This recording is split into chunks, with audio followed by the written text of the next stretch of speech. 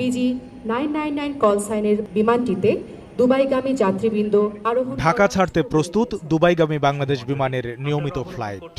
তবে দুপুর 12:30টায় যাত্রা শুরুর আগ মুহূর্তে হঠাৎ হযরত শাহজালাল আন্তর্জাতিক বিমানবন্দরের কন্ট্রোল টাওয়ারে খবর আসে এই বিমানটিতে রয়েছে বিস্ফোরক।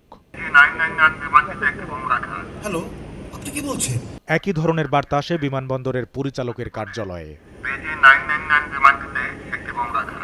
এরপর বাতিল করা হয় ফ্লাইট। ঘটনাস্থলে ছুটে আসে বিমান বাহিনীর কুইক রেসপন্স টিম।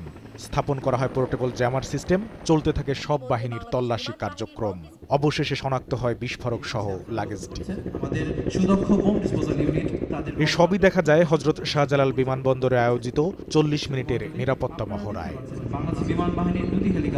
এরপর আয়োজিত অনুষ্ঠানে বেবিচকের চেয়ারম্যান জানান, বিমানবন্দরের নিরাপত্তা নিশ্চিতে নিজেদের সক্ষমতার কথা।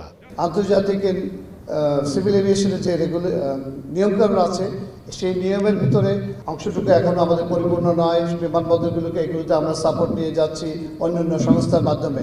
আন্তর্জাতিক বেসামরিক বিমান চলাচল কর্তৃপক্ষের নিয়ম মেনে প্রতি 2 বছরে একবার আয়োজন করা হয় এ ধরনের মহড়া। কামরুল হাসান সবুজ, সময় সংবাদ, ঢাকা।